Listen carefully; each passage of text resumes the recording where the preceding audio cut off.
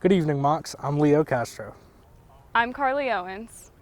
And I'm Mason Edwards. We've got a lot of things to cover today, including a recap of Photo Night, The completion of the Walford Center and how it will affect our athletics programs here at UTC. And how we're finally going back to full commencement ceremonies. All that and much more, this is Mocs News.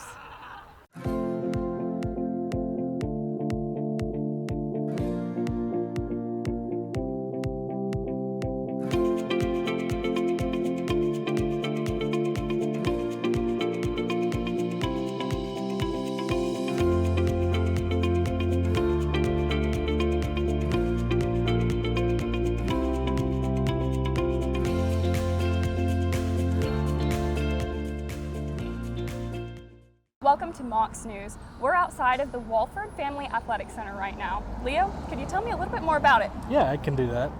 The Walford Family Athletic Center is a $34 million complex which includes an expanded athletic training space for football as well as men's and women's basketball. The discussion for building the center actually began in 2013. Fast forward to 2024, and we are just a few months away from it being completed. Along with this new building comes a 23,000 square foot renovation of the McKenzie Arena, which is attached to the center. The Walford Center is said to be the latest great addition to our beautiful campus here at UTC.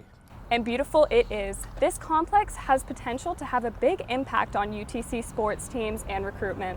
The new addition is being named in memory of James "Bucky" Walford, a Mocs football legend who has since passed. This center will be a real game changer for some of our athletes. A big congratulation is in order for UTC's upcoming spring 2024 graduates. McKenzie Arena is allowing for full capacity attendance for the first time in 2 years, and tickets will not be required for students, guests, or faculty. Ceremonies will be held at McKenzie Arena on Friday, May 3rd, and Saturday, May 4th. Guests who cannot attend in-person graduation may also join a live stream. For information regarding parking, live stream, ceremony hours, and agendas, please visit the Graduation Ceremonies information page at utc.edu. I am standing within a packed Roland Hayes concert hall. Behind me, nationally acclaimed photographers and students share their ideas and their work in the communication department's biggest event of the year. Nearly 500 people packed inside the concert hall for the 2-hour-long show. But the event began in the morning with workshops taught by former Sports Illustrated photographer Patrick Murphy Racy, Associated Press photographer Wade Payne, and former National Geographic editor Kim Hubbard. In those sessions, students learned how professionals approach specific niches within photography, like wildlife, image toning, and marketing. The event is an opportunity for students to learn from the best and share their hard work with friends, family, faculty, and guests. Several guests who starred in student work came and watched their stories get told on the big screen.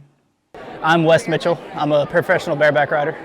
I'm here because I had the pleasure of working with the people at Rising Rock to put a story out there about my rodeo career and my upbringing. I'm excited most to see all the other stories, see about everybody else's lives, what all brought them here right now. In its 9th year, Photo Night celebrated the emotional, entertaining, and beautiful work possible in the journalism field. It's grown in size and scope every year, so stay tuned with Mocs News for updates on Photo Night 2025. Brent and Ashley in Crescent View, Colorado. I went there with my husband John last summer. We took a 2-week trip out west, and out there I was really hoping to, maybe book a couple. Students are wrapping up midterms with spring break right around the corner. The break starts on March 11th and ends on the 15th.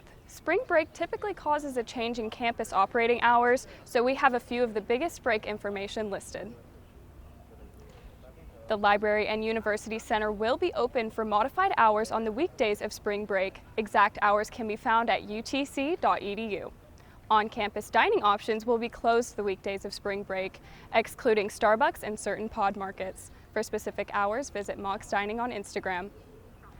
For those students who do plan to travel, we hope you stay safe and enjoy the much-needed time off.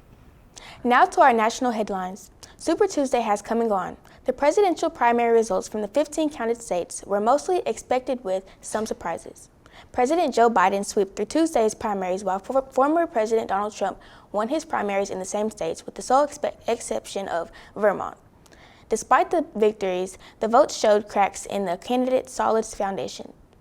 In nearly half of the counted states, the second highest choice in Democrat primary was uncommitted, continuing the recent trend of the uncommitted protest vote over the war in Gaza. Meanwhile, the gap between Donald Trump's votes and the second highest choice in the Republican primary shrinks with each state. We'll keep you updated on the remaining primary elections as they come. Nikki Haley suspended her presidential campaign on Wednesday after being soundly defeated across the country on Super Tuesday. That leaves Donald Trump as the last remaining major candidate for the 2024 Republican nomination. Haley didn't endorse the former president in a speech in Charleston, South Carolina. Instead, she challenged him to win the support of the moderate Republicans and independent voters who supported her. The Center for Disease Control released new recommendations for COVID-19 that follow those for other viruses like flu and RSV.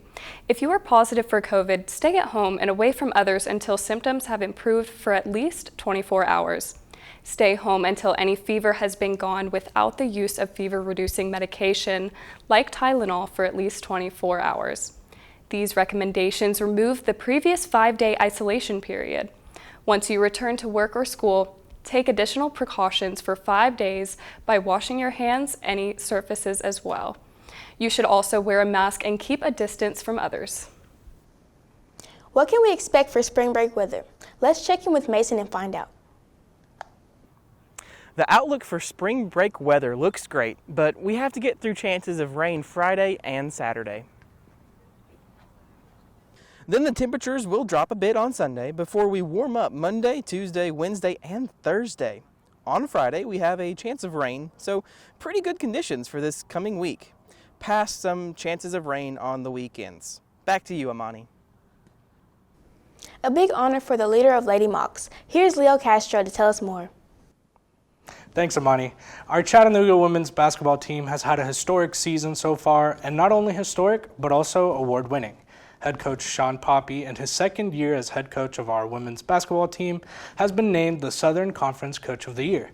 Jada Gwynn and Raven Thompson both received first-team All-Conference nods, and Sigrun Olafsdottir earned a place on the All-Defensive team. Lastly, Hannah Kahn also secured a spot on the SoCon All-Freshman team. Congratulations to our Lady Mocs. The community is extremely proud of you, and we know this is just the beginning of continued success for the program. In other news, our UTC football team is almost at the conclusion of spring training. The 34-day period is coming to an end at the Spring Showcase event, which is tomorrow, March 8th at 7 p.m. at Finley Stadium. There are 83 players currently on the roster. A lot of those are returning starters, key contributors, and even some early enrollee freshmen that have been eager to get their first taste of Chattanooga football. Make sure you guys come out and support the team this Friday. The Spring Showcase is free to the public, and remember, it starts at 7 p.m. at Finley Stadium. Amani and Carly, back to you. Who's up for a spot of tea? UTC's Global Education Center held an international tea time event where you can hang out with international students, play games, drink tea, and more. Students were seen socializing and eating snacks amongst themselves. Our very own Alfred Bolden III interviewed Mr. Tsukiyo Suzuki about this event and what it offers.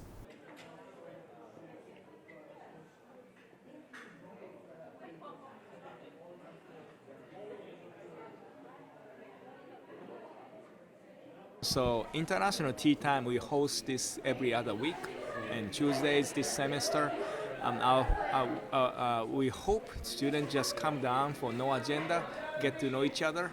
We do have about 200 plus international students from 50 different countries, and there are 250 students going overseas. They can just come here and make new friends. We do usually have about 40 to 50 different kind of teas.